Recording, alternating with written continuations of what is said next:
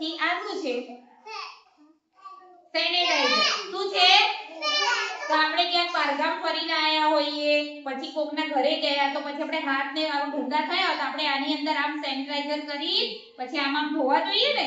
તો આપણા હાથ ચોખ્ખા થઈ જાય એમાંથી જે ડસ્ટ હોય ગંદુ હોય બધું ક્લીન થઈ જાય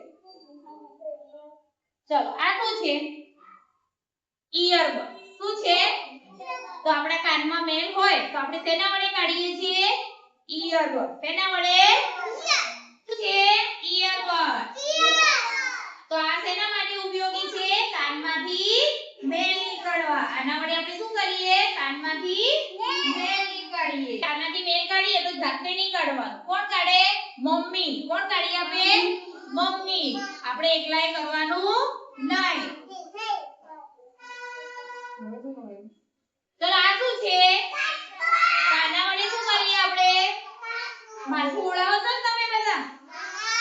આને શું કહેવાય કાસ્કો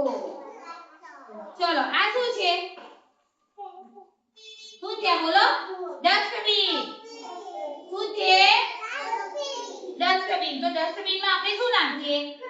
કચરો શું નાખીએ કચરો આપણે નખ કાપ્યા હોય પછી બીજું કાનમાંથી મેલ કાઢ્યો હોય એવું બધો કચરો જે હોય તો એ આપણે શેમાં નાખીએ ડસ્ટબિનમાં શેમાં નાખીએ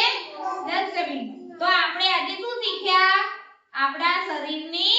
ચોખ્ખાઈ શેના વડે આપણે શરીરની ચોખ્ખાઈ કરીએ તો રૂમાલ પછી હેન્ડ વોશ સાબુ શેમ્પુ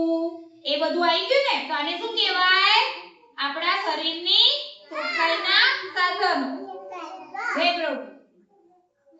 ચલો આ શું છે દાંત આપણા દાંત છે ને તો આ શું છે દાંત તો એને આપણે ચોખ્ખા કરવા હોય તો આપણે શું કરીએ બ્રશ કરો છો ને તો આ શું છે કોલગેટ શું કહેવાય તો આ કોલગેટ આપણે આની ઉપર લગાવીશું જો અહીંયા આમ બરોબર તો આ શું છે બ્રશ તો આપણે કોલગેટ આની ઉપર લગાડી બરોબર પછી આપણે બ્રશ કરવું હોય તો કેવી રીતે કરીએ આમ આપણા દાંત ગંદા થયા હોય તો આને આપણે કેવી રીતે સાફ કરીશું આવી રીતે કરો છો ને તમે બધા આપણા દાંત કેવા થઈ જાય ક્લીન ચોખ્ખા કેવા થઈ જાય ક્લીન અને